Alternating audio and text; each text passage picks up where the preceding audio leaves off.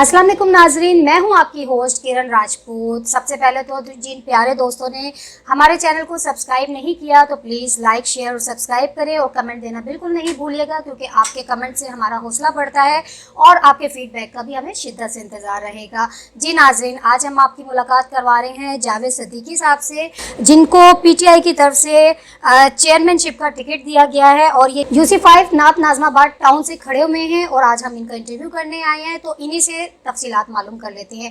अस्सलाम वालेकुम। वालेकुम अस्सलाम। सर, सबसे पहले तो हमारे नाज़रीन के लिए अपना मुकम्मल तारुफ करवाइएगा। देखें, मैं बेसिकली तो एक सोशल वर्कर था, लेकिन जो इस वक्त सिचुएशन और जो लोगों की हालात थी, तो हम मतलब कि स्कूल कॉलेज के ज़माने से सोशल वर्किंग कर रहे थे, अपने इलाके में प्रोग्राम करवाते थे। और अब सियासत में आना इसलिए ज़रूरी हो गया था कि लोगों के लिए कुछ करने के लिए आपको पावर चाहिए होती है, तो वो पावर आपको सियासत और हुकूमत मिलती है, क्योंकि सारे बजट उनके होते हैं और हम जितना कर सकते थे वो तो हम पहले भी कर रहे थे और अभी भी कर रहे हैं। तो आपने अपने एरिया में कुछ ऐसे काम करवाए हैं जिसकी बेस पर जो है या आप PTI की तरफ जा रहे हैं? मैं जिस एरिया में रहता हूँ, नॉर्थ नाज़ाबाद टाउन, वहाँ पे जो हमारा एरिया है, वहाँ पे हम तकरीबन गुज़िश्ता 20 साल से बच्चों के प्रोग्राम 23 मार्च, 14 अगस्त और सीरत-उन-नबी के प्रोग्राम और दूसरे प्रोग्राम हम करवाते रहते थे। फिर जब 2018 में हमारी गवर्नमेंट आई थी, जो हमारे MNS को फ़ंड मिले थे, तो उस फंड से जो रोड और सेवरेज के जो काम थे और जो पानी से मुताल्लिक़ काम थे वो भी हमने करवाए। तो अभी भी मतलब है कि हमारी एक इल्म व फलाह के नाम से एक अंजुमन है जो तालीम और सेहत के बारे में फ्री कैंप्स वगैरह लगाती रहती हैं, वो मुख्तलिफ़ इलाक़ों में। ये तो मतलब एक्टिविटीज़ हो गई जो आप करवाते हैं, लेकिन ऐसे कोई काम, तामीरी काम या कुछ इलाकों में काम, सड़कों के हवाले से हो गए, नाली के हवाले से हो गए, जी बहुत से ऐसे सर्विस। हाँ, नहीं, अभी आप देखें कि जब 2018 में जब हमारी गवर्नमेंट आई थी, PTI की गवर्नमेंट आई थी, तो वफाक ने जो MNA थे हमारे, जो 14 MNA कराची के, उनको स्पेशल जो फ़ंड दिए थे, तो उससे हमने अपने इलाके में रोडों का भी काम करवाया, सेवरेज का भी काम करवाया और जो बेसिक मसले थे इलाके के, तो वो भी हमने कोशिश की कि जितना हम कर सकते हैं वो हम करवाएं। और अभी आप देखें कि बल्दियाती इलेक्शन लड़ने का मकसद भी यही है कि लोगों के जो बुनियादी मसले हैं उनका ताल्लुक़ बल्दियात से होता है। तो अब आप देख रहे हैं कि इस वक्त कराची की जो पोजीशन है कि कराची में आलूदगी और कचरा बहुत ज़्यादा हो गया, तो इसके लिए आपको सिस्टम में आना भी ज़रूरी होता है। जब आप सिस्टम में आते हैं तो बहुत सारी चीज़ें बहुत बेहतर अंदाज में कर सकते हैं। क्या वजह है कि सिस्टम में आने के लिए आपने PTI की चेयरमैनशिप का इंतखाब किया? क्या सोच थी उसके पीछे आपकी? देखें, इमरान खान साहब तो वर्ल्ड फेमस शख्सियत पहले भी थे, क्रिकेट के हवाले से जाने जाते थे, और कामों के हवाले से बताएं। कामों में आगे आपको तफसीर बता रहा हूँ। और उससे जब वो सियासत में नहीं थे और उनके जो 2 प्रोजेक्ट थे, एक तालीम नमल यूनिवर्सिटी के हवाले से और एक शौकत खानम कैंसर हॉस्पिटल के हवाले से, उस वक्त वो सियासत में नहीं थे। उस वक्त उन्होंने अपनी, क्योंकि एक अंदर इंसान जो सोचता है वही करता है, तो उन्होंने अपना जो पैसा था और अपना जो फंडिंग थी वो नमल यूनिवर्सिटी और उसको हाई लेवल पे लेके गए। ये सियासत में आने से पहले के, तो ये चीज़ें इंसान को मुतासिर करती हैं कि आप तालीम और सेहत पे फोकस दे रहे हैं। और हमारी बुनियादी चीज़ें इस वक्त आप देखें कि हमारे यहाँ तालीम का रेशो क्या चल रहा है और सेहत का क्या हाल है, तो इससे मुतासिर हो के फिर, क्योंकि हमारा भी मंशूर ये था तालीम, सेहत और रोज़गार, तो वो फिर हमें एक आइडियल मिल गया, एक लीडरशिप मिल गई, तो फिर हम उसके साथ जुड़ गए। तो आप क्या समझते हैं कि ये इलेक्शन लड़ने के बाद आपको वो स्पेस मिलेगा जो आप काम करना चाह रहे हैं, जो आपने प्लान्स किए हैं अपने एरिया के हवाले से, इन लोगों की खिदमत के हवाले से, वो आप कर पाएंगे अच्छे से? इंशाल्लाह बिल्कुल। देखें, इंसान को कोशिश तो करते रहना चाहिए और यही कोशिश हमारी पहले भी थी, और इंशाल्लाह इलेक्शन के बाद अगर हमारी पार्टी आती है तो वही जो मंशूर हम लेके चल रहे हैं उसी को आगे बढ़ाएंगे, उसी को प्रमोट करेंगे, और उसकी बेसिक जो बुनियाद है वो तालीम, सेहत और रोज़गारी है। अभी तो आप फ़िलहाल इलेक्शन लड़ेंगे, लेकिन माजरत के साथ आपकी PTI के जो चेयरमैन हैं खान साहब, वो दावे तो उन्होंने भी किए थे अपने दौरे हुकूमत में, और उन्होंने बड़े बुलंद बाला कह दिया कि तालीम दी जाएगी और इतने घर बनाए जाएंगे, और इस तरह से बड़े बड़े दावे थे। तो वो तो पूरे कर नहीं पाए जबकि चेयरमैनशिप उनके हाथ में थी। तो आप तो एक इलेक्शन लड़ने अभी फिलहाल जा रहे हैं, तो क्या मतलब समझते हैं कि कुछ ऐसा आप कर सकेंगे काम जो आवाम की खिदमत के लिए हो? सबसे पहले तो आपको ये देखना होगा कि हमारी गवर्नमेंट कितने अरसे की थी और उसमें हमें क्या क्या मसाइल थे और उसमें हमने क्या क्या किया। तो 2018 में गवर्नमेंट हमारी बनी, 2019 में कोविड आ गया। अच्छा, इससे पहले एक मसला चल रहा था FATF का, जो पिछली गवर्नमेंट के मसले थे मनी लॉन्ड्रिंग के और दूसरे, और इंटरनेशनल लेवल पे हमें ब्लैक लिस्ट करने की कोशिश की जा रही थी, जिसमें इंडिया भी और जो हमारे जो भी मुल्क थे, जो एंटी मुल्क थे, वो कोशिश कर रहे थे ब्लैक लिस्ट चल जाए। अच्छा, उसको भी देखना था। अच्छा, उसी दौरान में आप देखें कि इंडस्ट्री हमारी बहुत प्रमोट हुई थी, क्योंकि मैं ख़ुद भी इंडस्ट्री में होता हूँ। मैं ये समझ लें कि 4 साल में हमारे पास इतने ऑर्डर्स आ गए थे पाकिस्तान में कि जो मशीनें आपने सुना होगा फैसलाबाद की जो लूमें बंद थी वो स्टार्ट हो गई, तो उससे रोज़गार लोगों को मिला। तो अब ये एक मनफी प्रोपेगेंडा किया जाता है कि आपने देने का कहा था तो वो हमने दिया। ज़ाहिर है, जब मैं अपनी फैक्ट्री की मिसाल ले लूँ, एक मिसाल है कि अगर मेरे 10 वर्कर थे और जब मेरा काम बढ़ा तो वो 10 के 15 हो गए, और इसी तरह जहाँ 100 थे वहाँ 200 हो गए, जहाँ 500 थे वहाँ 1000 हो गए। ये पूरे पाकिस्तान में ये बिज़नेस का जो सर्किल था, वो आप ये देखेंगे जब हमारी गवर्नमेंट गई उस वक्त के बाद जो रिज़ल्ट आए वो भी मतलब है कि हाई फाई थे, चाहे वो रिमिटेंस में हो, चाहे वो टैक्स कलेक्शन में हो, चाहे वो ज़राअत में हो। तो ये सब रोज़गार के मौके फराहम हुए ना।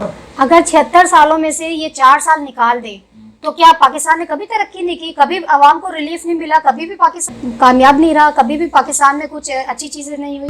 देखें, मौजूदा जो PDM की हुकूमत है इस वक्त, ये तकरीबन 35 साल से यही लोग आ रहे थे, अपोजिशन में भी थे, हुकूमत में भी थे, फ्रेंडली अपोजिशन चल रही थी, सब कुछ चल रही थी। तो कहने का मकसद ये है कि अगर ये वो काम करते जो आवाम की बुनियादी ज़रूरियात और तरजीहात हैं, तो शायद खान साहब को सियासत में आने की ज़रूरत ही नहीं थी। तो फिर आवाम अभी तक चुप क्यों थी? आवाम अभी तक खामोश क्यों थी? आवाम को तो रिलीफ मिल रहा था। ये तो 4 साल में आवाम की चीखें निकली हैं। नहीं, 4 साल में नहीं, 4 साल के बाद ये जो 7 महीने, और 4 साल से पहले जो था वो क्या था? 4 साल से पहले अगर आप देखें तो मसनूई तरीके से एक मार्केट को आपने रोका हुआ था।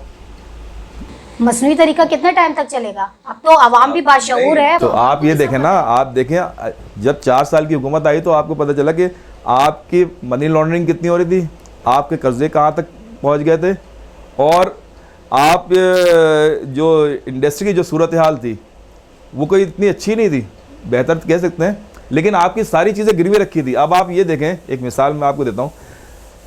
आम तौर पे जो तज्जिया आपने अभी किया, इसी तरह का तज्जिया किया जाता है कि 4 साल से पहले।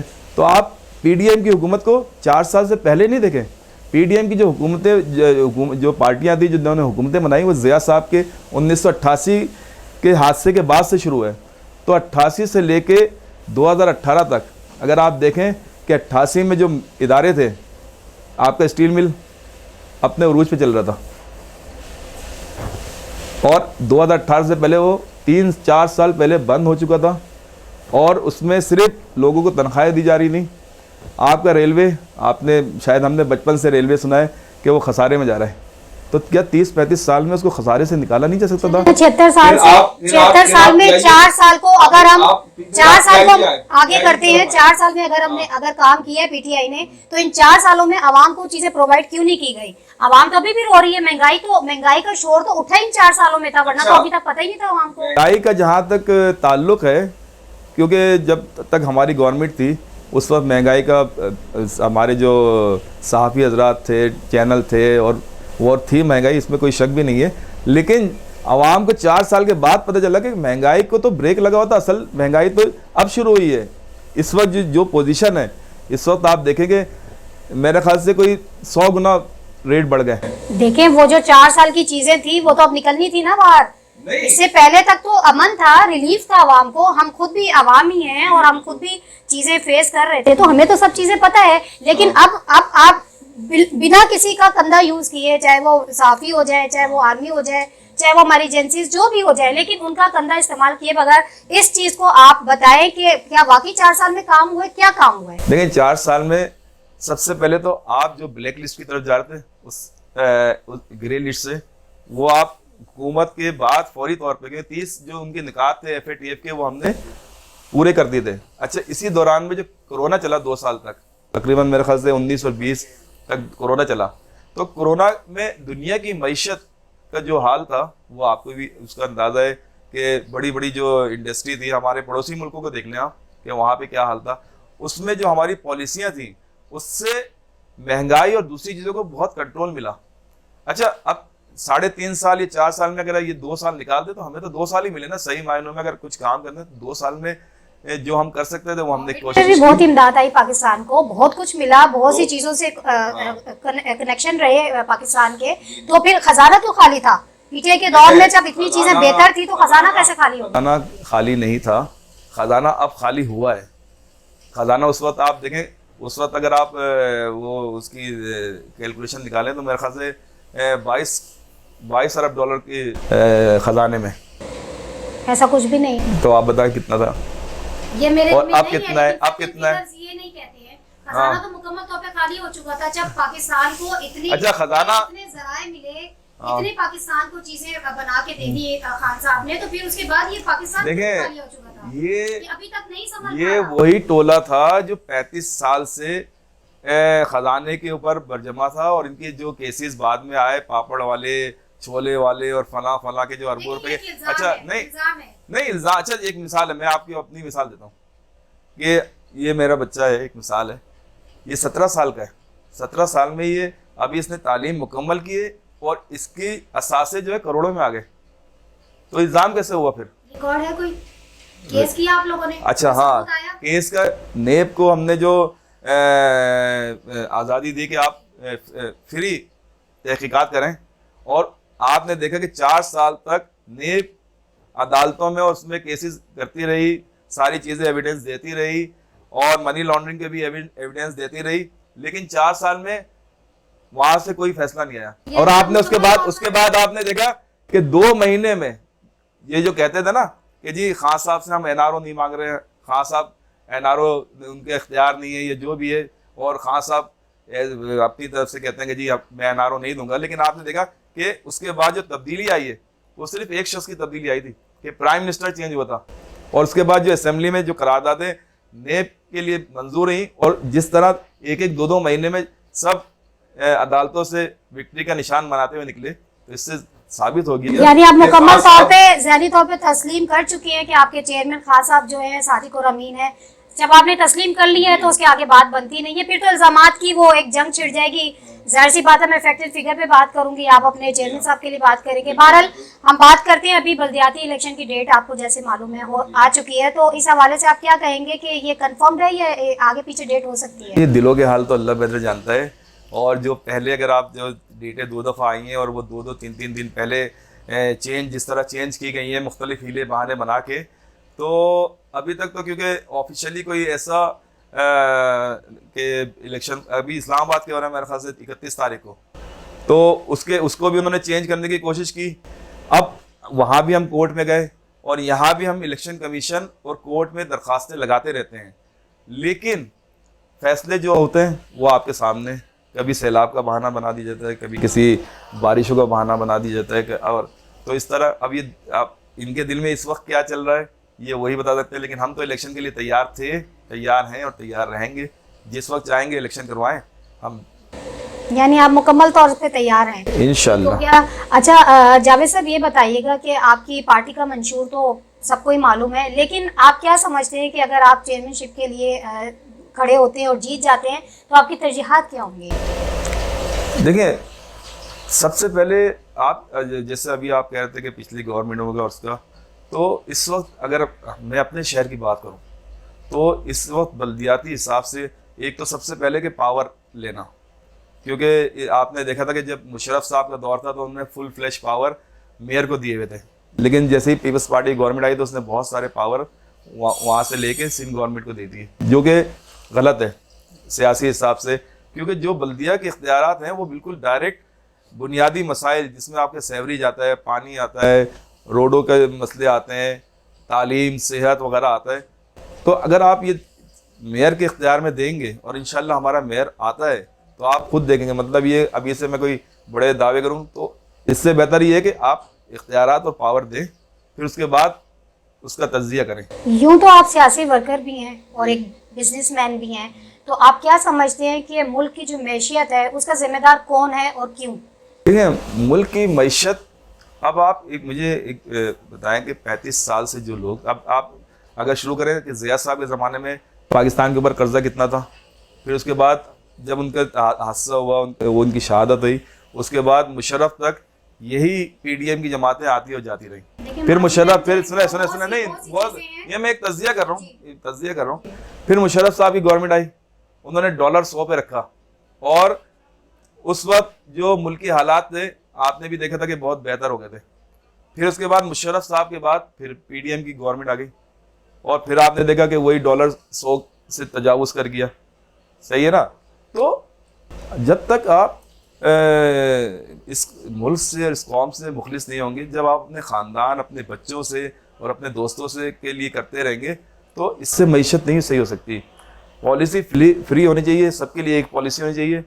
और इंशाअल्लाह ताला आपने अभी हमारे जो 4 साल के दौर में देखा कि हमारी जो पॉलिसी थी टेक्सटाइल में, अगर आप मतलब बिजनेस कम्युनिटी के पास जाएं, उनसे मालूम करें, तो उस वक्त उनको बहुत सारी मराद दी गई कोविड में। उन 4 सालों में बिजनेसमैन को, ताजिरों को, सनतकारों को मराद दी गई, बिल्कुल नो डाउट, वो तस्लीम करते हैं, लेकिन आवाम का रिलीफ कहाँ है? आवाम, हाँ जी, मैं आवाम को बता रहा हूँ कि सेहत कार्ड दिया गया, नौजवान, कामयाब नौजवान नहीं, सिंध में तो देखिए, सिंध में पीपल्स पार्टी की जो गवर्नमेंट, सिंध गवर्नमेंट थी, वो उसके आड़े 18वीं तरमीम को बेस बना के वो कह रहे थे नहीं जी, हमने जो कुछ करना है हमने करना है, आप यहाँ पे नहीं करें, यहाँ सेहत। यानी आप ये देखें ना, बिलावल साहब के आप बयान देखते हैं कि जी कि ये जो कराची को हमने पेरिस बना दिया, तो क्या आप समझते हैं कराची पेरिस बन गया, ये लंदन बन गया, ये इस तरह का कोई आगे आप जाए सरकारी अस्पतालों में।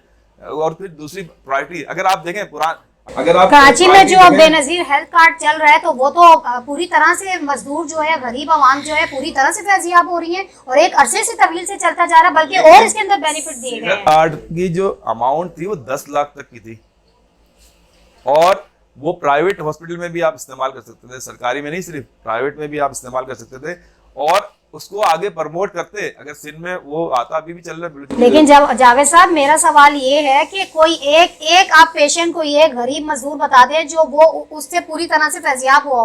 कराची में तो ऑलरेडी सालों से ये चीजें चल रही हैं, तो इसके अंदर और बेहतरी करती है। आप हुसैन लाखानी हॉस्पिटल, और जहाँ पे ये कार्ड गए हैं, हमारे बहुत सारे दोस्त हैं, लेकिन सिंध के, अब जैसे मैं हूँ, मेरा ताल्लुक सिंध से, तो उसके राह में रुकावट जो थी वो पीपल्स पार्टी और सिंध गवर्नमेंट थी, कि जो नहीं चाहती थी कि यहाँ पे ये चीज़ें प्रमोट हो। और खान साहब, जाहिर सी बात है, लोग तो इंतजार कर रहे थे कि यार हमारी बुनियादी सहूलतें आए, हमारी जो मसाइल है बुनियादी तालीम, सेहत और रोज़गार, वो सही हो जाए। आप स्कूलों का देख लें, आए दिन आप टीवी पे देखते हैं कि कितने स्कूल बंद पड़े हुए हैं, कितने स्कूलों में भैंसों के बाड़े खुले हुए हैं, कितने स्कूलों में 4 साल खान साहब के पास फुल पावर थी, और फिर वो जिस कंधे पर आए थे वो बहुत मजबूत थे, बैकअप भी उनका बड़ा स्ट्रॉन्ग था, और राइट और लेफ्ट में जो उनके साथ थे वो बहुत मजबूत फरिश्ते थे। फिर क्या वजह थी कि वो इतने कमजोर है, उनकी पॉलिसी इतनी कमजोर है? पाकिस्तान 4 सालों में जितना पीछे गया है, 76 सालों में कहीं नहीं दिखा। नहीं, ये असल में मसला ये कि 4 सालों का जो प्रोपेगेंडा की 4 सालों में, आप 4 सालों में FATF और कोरोना को भी सामने रखें। मतलब ही 4 साल में सिर्फ बहुत ऐसे हालात नहीं थे कि बिल्कुल फेवर के थे, आपको FATF से भी निकलना था, उनकी नुकात भी पूरी करनी थी। फिर आपके जो कोरोना, आप देखें कोरोना में, मैं तो अगर अपनी तारीफ करूंगा या अपनी पार्टी की तो आप कहेंगे, लेकिन आप पड़ोसी मुल्कों को देख लें, बांग्लादेश को देख लें, इंडिया को देख लें, वहाँ पे जो सूरत हाल हुई, चाइना को देख लें, चाइना की जो, तो उससे बहुत बेहतर सूरत हाल पाकिस्तान की थी, और उसकी वजह, बेसिक वजह पॉलिसी थी। अगर हम भी सारी इंडस्ट्री, जैसे कि मुराद अली शाह साहब कहते कि इंडस्ट्री बंद करते हैं, ये करते हैं, वो करते हैं, हम भी उनकी पॉलिसी पे अमल करते, तो आज बेरोजगारी इससे कहीं ज़्यादा होती। ये तो वो लोग हैं जो दावे करते हैं, जो ऑलरेडी सनतकार हैं, ताजिर हैं, बिज़नेस कम्युनिटी से रिलेट हैं, ठीक है, लेकिन नौजवान नस्ल क्यों पीछे रह गई? नौजवान नस्ल को क्यों नहीं कुछ मिला? नौजवान नस्ल तो तबाह हो गई। उन्हें तो जो ख्वाब दिखाए गए थे तालीम के, घरों के, फ्यूचर के, कुछ भी नहीं मिला। उनका क्या कसूर था? वो तो बेगुनाह थी, वो तो एजुकेटेड होना चाहती थी, लेकिन नहीं मिला उनको उन 4 सालों में। कामयाब नौजवान प्रोग्राम के तहत आप आदाद शुमार निकालें, आप तो सारी चीज़ें कंप्यूटराइज है ना, कि अरबों रुपए नौजवानों को, कामयाब नौजवान के उसमें लोन दिया गया और बहुत कम उस पर। इसके अलावा आप देखें 5% पे आपको, कि अगर आपका मकान नहीं है, क्योंकि उस वक्त जो प्राइवेट बैंकों में जो लोन चल रहा था वो 18 से 20% पे चल रहा था, और खान साहब के दौर में अगर आपको कोई ज़ाती मकान नहीं है तो आप 5% पे लोन लिए, आप जाके आदाद शुमार बैंकों से मालूम करें। देखें, आदाद शुमार की शरह फ़ीसद की बात करेंगे तो वो तो आम आवाम को, आम इंसान को नहीं समझ में आती। उनको तो चीज़ें चाहिए, उनको तालीम चाहिए, उनको हेल्थ चाहिए, उनको घर चाहिए, उनको राशन महंगाई जो है उसमें रिलीफ चाहिए, उनको तो वो चाहिए। आप ये बताएं कि उसके अंदर क्या बुनियादी सहूलतें दी गई थी इन 4 सालों में? देखें, उस वक्त जो कीमतें की कंट्रोल थी, अगर आप देखें आटे की मिसाल ले लें, जब आप फेसबुक पे और उस पर देखते कि उस वक्त आटा था 1200 रुपये का, और आज वही 1200 वाली बोरी 2500 रुपये की है। वही अगर दाल की रेट ले लें, चावल के ले लें, या जितनी भी रोज़मर्रा की जो इस्तेमाल की जो चीज़ें हैं खाने पीने की, उनका मुकाबला उस वक्त से करें और आज से करें तो ज़मीन आसमान का फ़र्क आपको पता चल जाएगा। और ये सारे जो आपने देखा, जब हमारी गवर्नमेंट थी तो ये कहते थे ये नातजुर्बेकार हैं और ये जो है हुकूमत के लिए अहल नहीं है और इन्हें कोई तजर्बा नहीं है। तो उन नातजुर्बेकारों ने कोविड और FATF में तमाम चीज़ों को कंट्रोल में रखा, और ये जब तजर्बेकार आए तो उसके ऊपर फुल स्टॉप भी नहीं लगा सकें। चले ठीक है जी, महंगाई थी, आप कहते थे डॉलर, अभी इसाक डार साहब ने जब तशरीफ़ लाए थे, सबसे पहले तो इन्होंने अपने जो सेनेट के रुकन की हैसियत से जो वाजिबात है, सबसे पहले तो वो क्लियर करवाए इन्होंने, सही है। उसके बाद इन्होंने दावा किया कि जी डॉलर 200 रुपये पे लेके आ जाऊंगा। अभी कुछ अरसे की बात है, क्या डॉलर 200 पे आ गया? तो ये सब चीज़ें कंट्रोल में थी ना, जब भी। तो उसकी वजह ये थी कि ब्यूरोक्रेसी को पता था कि खान साहब कंप्रोमाइज़ करने वाले नहीं है। फिर आप ये देखें कि ऐवान सदर, ऐवान वज़ीर आज़म और जो दूसरे खर्चे थे, जो बैरूनी खर्चे थे, अभी जो बिलावल साहब और इनकी जो 80 अफराद की 75 अफराद की काबीना है, उनके खर्चे निकालें और खान साहब के खर्चे निकालें, तो ये कंट्रोल में थे। जब तो मुल्क में जो कीमतें थी, हाथी के दांत दिखाने को और खाने के कुछ और हो गए। किस तरह से आप कह रहे हैं कि उनके दौर में सब चीज़ें कंट्रोल थी? क्या उनकी काबीना में करोड़ों रुपए नहीं उड़ाए गए? पूरा जहाज़ भर के उनकी काबीना नहीं गई थी? वो अगर हम भूल जाते हैं और सिर्फ हम यहाँ का याद रखते हैं, तो ये तो कंपैरिजन करें ना। देखें, अगर हम कल को और आज को रोते रहेंगे तो हम तो कभी भी किसी मंजिल पे नहीं पहुँच पाएंगे। साहब जब भी अक़वाम मुत्तहिदा के इजलासों में शिरकत की, या जहाँ ज़रूरत होती थी जाते थे, कितने अफराद उनके साथ जाते थे और कहाँ रहते थे, उनके खर्चे कितने थे? आज बिलावल साहब का 7 महीने का जो रिकॉर्ड आ रहा है वो 1 अरब 75 करोड़ के तकरीबन 2.25 अरब रुपए का आ रहा है, जो सिर्फ उन्होंने दौरों में। ये एक आदमी की बात कर रहे हैं, काबीना की बात नहीं कर रहे हैं। ये तो आम, ये तो आम एक आम। अच्छा चले, ये हमारी सियासत सिर्फ रह गई है इल्जामात उसकी, इसकी, मेरी, तेरी, बस ये। देखें ये रिकॉर्ड, देखें, अच्छा देखें, अगर आप ये कहते हैं कि ये हवाओं की बातें हैं, तो आप साबित कर दें कि वो उनके खिलाफ। देखिए, मैं तो आपसे पूछूंगी, मेरा तो काम है सवाल करना। आप साबित करें, प्रूफ लेकर आए, फिर केस करें आप इसके ऊपर। आपको पता है कि ऐवान सदर, ऐवान वज़ीर आज़म में जो मेहमान आते थे, आम तौर पे उनके चाय और बिस्कुट से ज़्यादा खातिर तवाज़ा नहीं की जाती। देखिए, इससे आप किसी की शख्सियत का अंदाज़ा नहीं कर सकते। दूसरा ये कि जैसे आपके अल्फाज थे कि खान साहब ने कभी कंप्रोमाइज़ नहीं किया, सबसे बड़ा अलमिया तो यही रहा कि खान साहब ने कंप्रोमाइज़ नहीं किया। अगर वो कंप्रोमाइजिंग इंसान होते तो आज बात कुछ और होती, आज वही PM होते, आज हम उन्हीं को फेस कर रहे होते। लेकिन ये ना कंप्रोमाइज़ करना, आप क्या समझते हैं? अगर आपकी शख्सियत में ये अंसर हो, आप कंप्रोमाइज़ नहीं करेंगे तो आप कभी किसी को डील कर पाएंगे? आप पाकिस्तान चला पाएंगे? आप लोगों को संभाल पाएंगे? आप मुश्किलात फेस कर पाएंगे? आपके अंदर तो सिर्फ चीज़ है नो या यस। तो फिर वो चीज़ें नहीं होती। जो मिडिल मैन होता है, जो 2 कदम आगे चलता है, 4 कदम उसको पीछे लेने पड़ते हैं, वो इंसान कामयाब होता है। आपको लगता नहीं है कि फ़ौरन फुल कान में किसी ने कुछ कहा, वो फैसला किया और मुंह से निकाल दिया और उसके बाद उसके अमली जामा पहना दिया। क्या ये पाकिस्तान के साथ ज़्यादती नहीं की गई? क्या ये पाकिस्तान की सियासत के ऊपर काला धब्बा नहीं था? ये कोई तौर तरीके होते हैं एक पीएम के कि आपको किसी ने भी कुछ कहा और आपने उसके ऊपर माना और यकीन दहानी करवा दी और आपने मुंह से निकाल दिए अल्फाज। सोच समझ के बयान देना। एक आप बड़ी सीट पर बैठे हैं, वहाँ पर अगर आप बैठकर कोई एक जिम्मेदार बात करते हैं तो लोग उसको फॉलो करेंगे। जनरेशन आपको लाइक करती है, आपको अपना हीरो समझती है, लेकिन आपने क्या दिया नौजवान नस्ल को? कुछ भी नहीं दिया, सिवाय बस वो माजरत के साथ, मैं कैमरे की आंख में कुछ कहना नहीं चाहती, लेकिन हम खुद मुतासिर हैं। हम जितने मीडिया वाले मुतासिर है, नौजवान नस्ल मुतासिर है, एक आम इंसान मुतासिर है। ये सनतकारों को, ताजरों को इस बात का दर्द नहीं है। वो तो फिर भी इस कड़े दौर में भी अच्छी इनकम कर रहे हैं, अच्छा बिजनेस कर रहे हैं और सब कुछ हासिल कर रहे हैं। लेकिन हम कहाँ खड़े हुए हैं? नौजवान नस्ल हमारी कहाँ खड़ी है? ना उसको एजुकेशन, ना उसको हेल्थ, ना उसको अच्छी ज़िंदगी। हम सब चीज़ें लेने के बावजूद, मेहनत करके हासिल करने के बावजूद भी हम एक अच्छी चीज़ को बाहर निकाल नहीं सकते हैं। हम किस दुनिया में रह रहे हैं? पाकिस्तान लोग छोड़ने के दर पे हो रहे हैं, क्या वजह है? अब मैं जवाब देता हूँ उसका। जी बिल्कुल आपने, बिल्कुल और थोड़ा मुझे टाइम दीजिएगा, सही है ना, क्योंकि सवाल भी आपका बड़ा लंबा था तो जवाब भी उसी हिसाब से होगा। जैसे अभी आपने कहा जी सारी हवाई बातें, मैं भी कह दूं कि आप जो कह रही है सारी हवाई बातें, लेकिन आप अगर पिछले 70 साल का बिगाड़ देखेंगी तो उस हिसाब से जो टाइम पीरियड था वो समझे 2 साल का था। कोविड और उसको निकाल दे 2 साल का। 2 साल में उन्होंने जो इक़दामात उठाए, सबसे पहले आप देखें कि जिस वक्त उनको गवर्नमेंट मिली थी उस वक्त फाइलर जो थे 6000 थे, और जब वो इनकी गवर्नमेंट गई है तो 29,000 लोग फाइलर थे।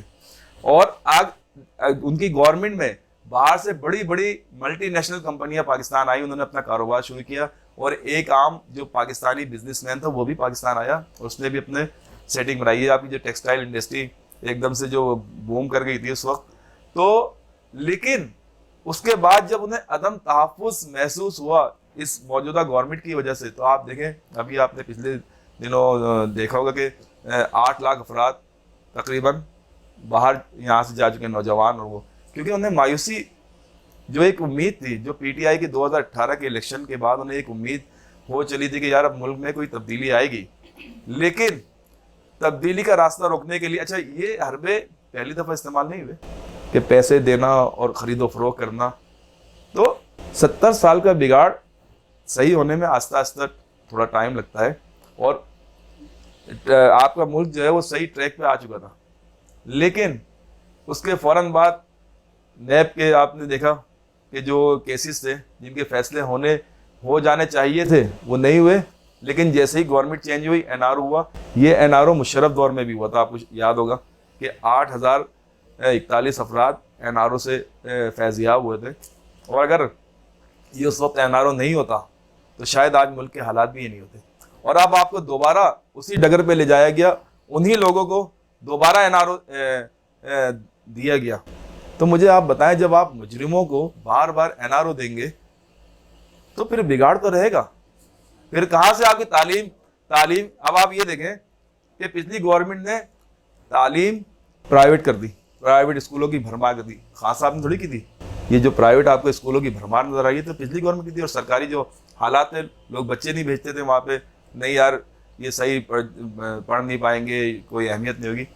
हॉस्पिटल आप मुझे बताएं, आप अगर सिंध का ले लें, कराची का एक बहुत बड़ा शहर कराची सिंध का जो शहर है उसकी अगर आप मिसाल लें तो मुझे बताएं कि पीपल्स पार्टी की 40 साल दौरे हुकूमत रही, तो जो हम बचपन से मेडिकल कॉलेज देखते हुए आ रहे हैं, जो सरकारी अस्पताल देखते हुए आ रहे हैं, अभी कौन सी नए, अब आपने डिस्ट्रिक्ट बनाते जा रहे हैं, टाउन बनाते जा रहे हैं, लेकिन जो बुनियादी चीज़ें हैं वो नहीं कर रहे, वो सिर्फ आप अपने सियासी जो मफादात हैं उसके तहत काम कर रहे हैं। और यहाँ का जो बिजनेसमैन था, आपको भी याद होगा कि खान साहब से पहले यहाँ से अक्सरियत बिजनेसमैन की बांग्लादेश, मलाइशिया, दुबई इधर उधर चली गई थी। क्यों? यहाँ उनको तहफ़्फ़ुज़ नहीं था। जब उन्हें तहफ़्फ़ुज़ मिला, उन्हें लगा कि हम अब कारोबार कर सकते हैं आसानी से, तो वो वापस भी आए। और अब फिर मौजूदा गवर्नमेंट जब आई है तो आप देखें बहुत सारे लोग फिर वापस चले गए। तो ये चीजें होती हैं जो कारोबार में आपको नहीं लगता कि खान साहब के बयानात की वजह से जो है उनका जवाल शुरू हुआ था? देखें जी, मसला ये है कि खान साहब जो होता है दिल में वो कह देते हैं, उन्होंने कहा। और आप ये देखें उनका मौक़िफ़, यानी जब से वो गवर्नमेंट में आए थे पहले दिन से जो मौक़िफ़ था, आज भी उनका मौक़िफ़ वही है, उसमें कोई तब्दीली नहीं आई है। इल्ज़ामात की जो सियासत शुरू हुई थी वो कहाँ से हुई थी? नहीं तो आप क्या चाहती हैं कि चोर को चोर नहीं कहें, डाकू को डाकू ना कहें? कैसे? कोई जुर्म साबित हुआ? जुर्म साबित, कोई रिकॉर्ड पे चीज है? ये जो पापा आप मुझे चोर कहते हैं, मैं आपको चोर कह दूं, ये तो जबानी हो गया ना। अच्छा, मुझे एक बात मुझे बताएं कि ये जो मनी लॉन्ड्रिंग के इतने बड़े जो केसेस थे, ये किसके दौर के हैं? ये क्या खान साहब के दौर के थे? मनी लॉन्ड्रिंग के जो पापड़ वाला, छोले वाले के जो बेबुनियाद इल्ज़ाम था। मैं यही आपसे बार बार कह रही हूँ कि प्रूफ क्या है, इसका सबूत क्या है, कहीं पे ये केस लड़ा गया है, इसके कोई तहफ़्फ़ुज़ात निकले हैं बाहर? विकी लीग से पहले आपको यही नहीं पता था कि ऑफशोर कंपनियों के जरिए पीछे कौन चला रहा है? जब विकी लीग्स आई, जब तहकीकात हुई, तो फिर आपको चल गए इनके पीछे कौन लोग हैं। वहाँ पे तो वहाँ से तो क्लियर हो गए थे। मुझे आप ये तो पाकिस्तान के अंदर ये ववेला मचता रहा है, वहाँ से तो हर चीज़ क्लियर आ गई थी। कोर्ट ने उनको क्लियर बरी कर दिया था, वहाँ की एजेंसीज ने क्लियर कर दिया था। फिर किस आप उस बात पे इल्ज़ाम लगा रहे हैं उन पे? तो फिर अच्छा चले, आपकी बात में मान लेता हूँ, बरी कर दिया था, वो मासूम थे, फरिश्ते थे। नहीं, मैंने ऐसा नहीं कहा, ऐसा नहीं कहा, मैं तो हक़ाइक़ पे बात कर रही हूँ। बिल्कुल कोशिश कर रही है ना, मतलब कि उनके ऊपर कोई इल्ज़ाम नहीं, तो ऐसा कुछ भी नहीं है, ऐसा कुछ भी नहीं है। फरिश्ते तो मुझ समेत कोई भी नहीं है, लेकिन बात होती है हक़ाइक़ की। देखिए, सहाफ़ी किसी पार्टी का नहीं होता, सहाफ़ी किसी का भी नहीं होता, वो तो न्यूट्रल बात करेगा। मेरा काम है सिर्फ बात करना और बात आप तक कन्वे करना, उस बात की वजाहत आप देंगे। मैं तो आपसे यही पूछ रही हूँ कि अगर वो चोर थे, वो गलत थे, वो गद्दार थे, तो जो खान साहब का दौर था वो कैसे शफाफ हो गया, वो कैसे फरिश्तों का दौर हो गया, उसकी वजाहत मुझे चाहिए। तो आप उस वक्त देखें जाके, कोर्ट में जो केसेस थे वो उन्हीं के दौर के थे, और वो साबित करने के लिए उन्होंने पूरा जोर लगाया। खान साहब को चोर कह रही है, तो फिर कोर्ट अच्छा आप मुझे एक बात बताएं कि आज खान साहब के ऊपर सिवाय उनके जो तोशा खाने के जो चीजें थी, इसको इंक्लूड करें ना आप? किसने इंक्लूड करें इसमें? आप लगाए ना जो आप सिवा कर रहे हैं, बाकी किस चीज को आप? नहीं, खान साहब को 4 साल का दौर था जी, और उनके हाथ से बड़े बड़े मंसूबे, बड़े प्रोजेक्ट शुरू हुए और बहुत सारी चीजें हुई। तो क्या वजह है कि सिर्फ आपको एक ही स्कैंडल मिला, उसके अलावा कोई स्कैंडल आप जैसे कि मियां साहब, गलती एक ही होती है, उसके पीछे 10 गलतियां होती हैं, काउंट एक ही गलती होती है। ऐसा क्या पाकिस्तान दिवालिया हो गया था, ऐसा क्या पाकिस्तान ख़त्म होने वाला था कि आपको अपनी घड़ियां और आपको अपने कफलिंग बेचने की ज़रूरत पड़ गई? आज तक हमने तो किसी इतने दौर में तो हमने भी यहीं पे ज़िंदगी गुजारी है, लेकिन हमने तो कभी कफलिंग, घड़ियाँ और चैनें और ये चीज़ें बेचकर अपना गुजारा नहीं किया। इतने हालात पाकिस्तान के ख़राब हो गए थे, या तो फिर आप वो पैसा कानून के ख़जाने में जमा करवा देते, वो आवाम को रिलीफ मिल जाता, समझ आती आप बेच रहे हैं, लेकिन बेचने के बाद वो तो आपके जो है घर की जीनत बनी, वो तो आपकी ज़रूरतें पूरी हुई उससे। हाँ, साहब ने उसका एक बयान शायद आपने देखा होगा या नहीं देखा हो, कि उन्होंने जो एक रोड का जिक्र किया था कि वो रोड बनवाया था तोशा खाने, वो अपनी सहूलत के लिए अपने एरिया का बनाया था, आवाम को क्या दिया? उसका उन्होंने कोई फंड सरकार से नहीं लिया था। अच्छा, तोशा खाने का जो स्कैंडल है, देखें उसका 20% का जो कानून था वो तो भुट्टो के दौर से चला आ रहा था। मतलब उधर से जो चीजें ली गई हैं वो तो कानून के मुताबिक ली गई हैं, उसमें कोई वो नहीं किया। कानून तो और भी बहुत सी चीजें कहता है, कानून तो और भी बहुत से रास्ते कहता है, लेकिन यही चीजें क्यों करनी थी? चले गलतियां हो गई, हम मानते हैं पिछले दौर में पिछली हुकूमतों से गलतियां हो गई, वो गलत थे, गद्दार थे, चोर थे, मान लिया, तस्लीम कर लिया, तो फिर आप उनकी डगर पे चल के तो अमीन, सादिक और अमीन कैसे रह गए? आप तो रियासत मदीना की लाए थे ना सियासत। आपने तोशा खाने का जिक्र किया, अभी लाहौर हाई कोर्ट ने कहा कि जी हमें 70 से पूरा रिकॉर्ड दिया जाए, तो फिर ये मामला दब क्यों गया? अब तो तोशा खाने का कोई जिक्र, क्योंकि कोर्ट ने पूरी तफसीलात मांग ली कि 70 से लेके अब तक जो भी जिसने जो कुछ लिया है, जो कुछ दिया है, जो भी, तो उसका रिकॉर्ड है। तो कटेरे में लाए ना सबको, मैं कहती हूँ सबको हथकड़ी लगनी चाहिए, लेकिन तस्लीम तो करें ना, तस्लीम करें कि ये गलत है, ये गलत हुआ है। फिर कहाँ तक स्कैंडल पूरी दुनिया में चला गया? पाकिस्तान की बात पाकिस्तान में रहती समझ आती थी, पाकिस्तान से बाहर पूरी दुनिया में पाकिस्तान का क्या इमेज गया? वैसे बहुत अच्छा है पाकिस्तान।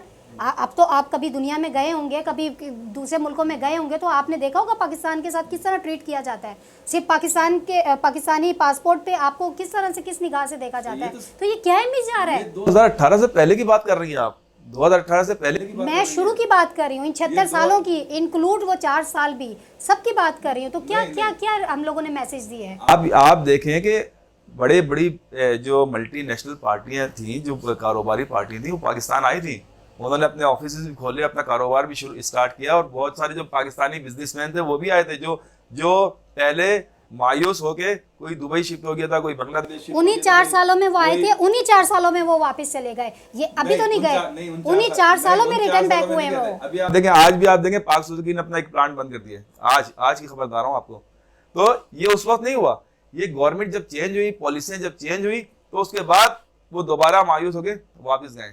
चलिए तस्लीम कर लेते हैं, अल्लाह पाक आपके हौसले बुलंद करे। सॉरी, आजकल जो ऑडियो और वीडियो लीक्स का जो चर्चा हो रहा है, उस हवाले से हमें बताएं कि क्या इसमें हकायक है। देखें, ऑडियो लीक, ये तो आपको पता है कि आजकल जदीद सिस्टम है, अब आवाज़ें चेंज करके, अच्छा फेक। और फिर दूसरी बात है कि अच्छा मुझे एक बात बताएं, ऑडियो और वीडियो लीक से कौम को क्या फ़ायदा हुआ है?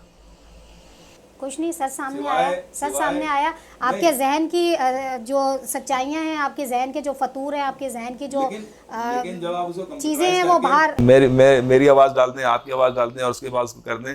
तो मसला है कि कोई मुस्बत काम करें, तो आपको कहा जाएगा। आप 7 महीने में ऑडियो वीडियो लीक के अलावा इस गवर्नमेंट ने और क्या किया है, मुझे बताएं। आप मुझे बताएं। आपके दौरे हुकूमत में ओए चेरी ब्लॉसम, डीजल, इसकी उसकी, ये क्या ज़बान, क्या हम मैसेज दे रहे हैं? नौजवान नस्ल हैं, आपके बेटे भी माशाल्लाह यहाँ बैठे हुए हैं। अगर हम उनसे भी इस चीज़ का तज़िया करें तो आप समझते हैं कि ये ज़बान आज से पहले कभी सुनाई गई थी, कभी घरों में ये ज़बान का इस्तेमाल हुआ था, कभी हमने ओपन एयर में इस तरह की टॉपिक पे बात की थी। छुटते ही मुंह से आप माशाल्लाह से इतने खूबसूरत अल्फाज बयान कर देना, और आपने गिरबान पकड़ लेना, और आपने लान तान कर देना, और झूठ और मुंह पे तो इस तरह से आपकी ज़बान पे तेज़ी के साथ है कि जैसे लगे कि वो सच है। इतनी फरावानी और कॉन्फिडेंस के साथ बोलना पहले इसलिए नहीं हुई थी। मैं पहले और बात की आपको देख दूँ कि पहले फ्रेंडली अपोजिशन होती थी।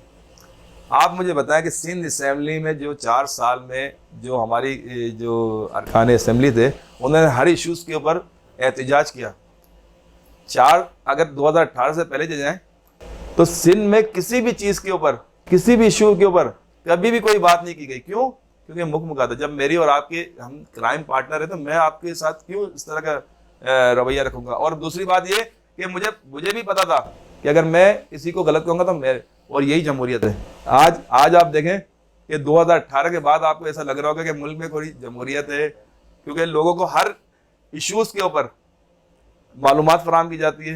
फिर अब फैसला लोग करेंगे कि मतलब कि पीडीएम सही है या पीटीआई सही है। इसके लिए सिर्फ एक ही रास्ता है, जो बार बार खान साहब कहते हैं कि आप इलेक्शन करवाएं।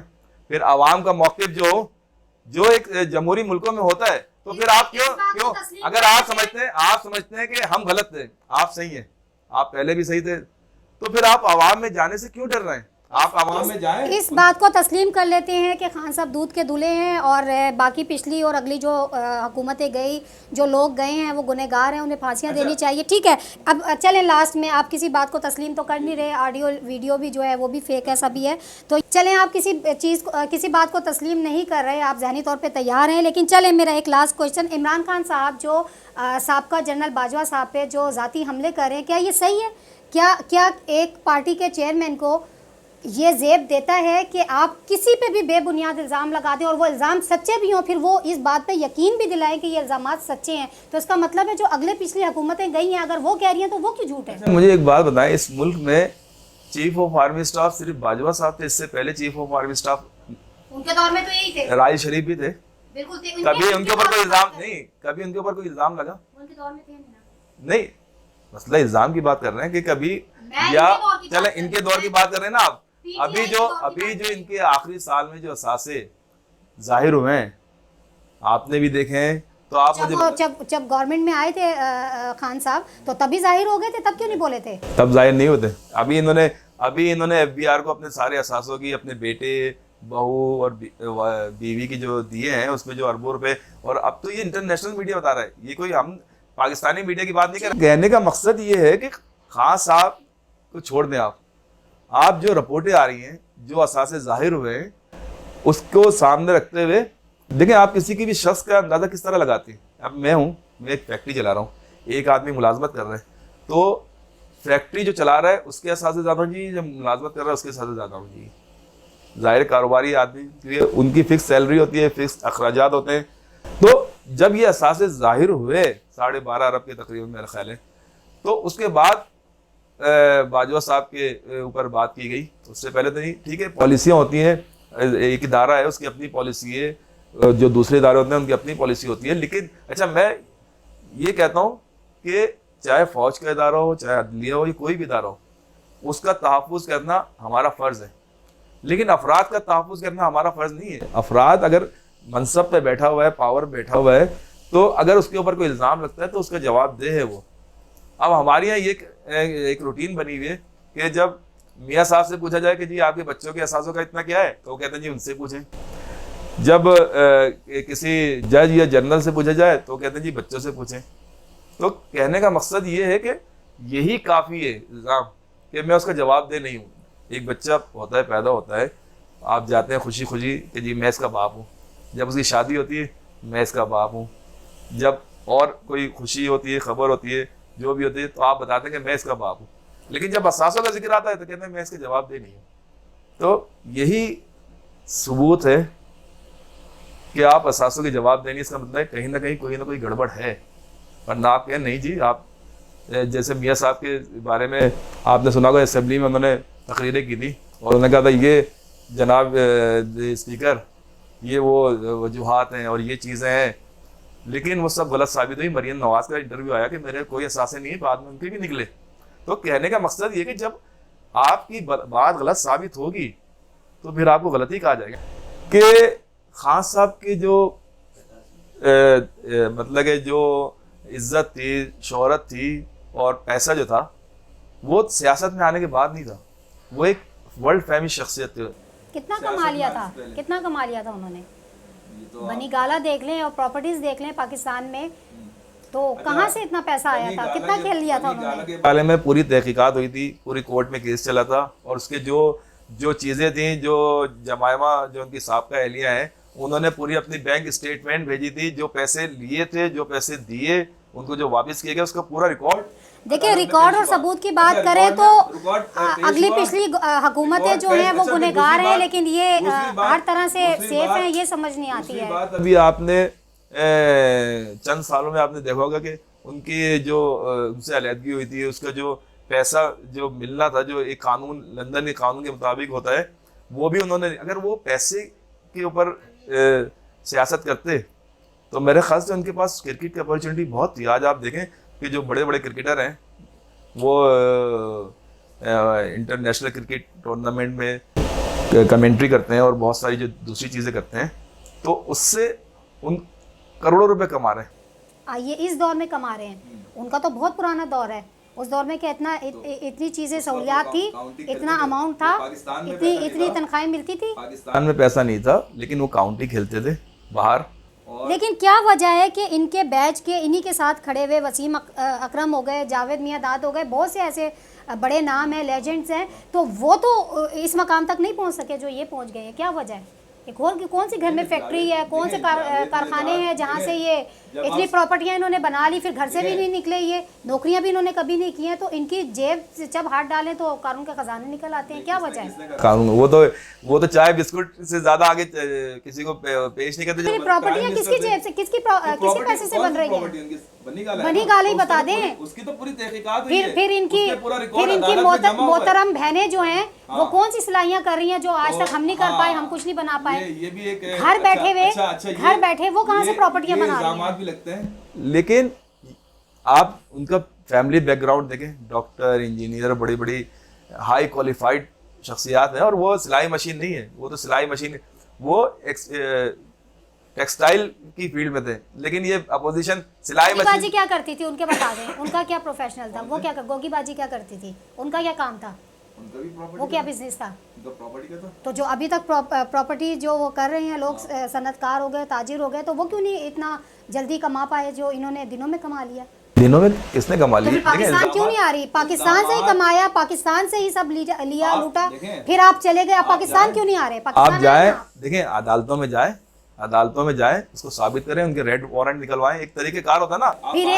फिर एक बड़ी पार्टी का बाहर से भी आप चेयरमैन लोगों को लेके वो आ सकते हैं। गोगीबाजी की वजाहत करता है। अगर वो अपनी पाकिस्तान को इतना डिफाइन करता पूरी दुनिया में, तो आज पाकिस्तान का एक नाम होता। लेकिन वो गोगीबाजी के लिए तो लड़ने को तैयार है, लेकिन वो पाकिस्तान के लिए किसी तरह की जिम्मेदारी नहीं लेते। तो उससे मुतालिक उनकी जो मालूमात थी उसकी उन्होंने वजाहत की है।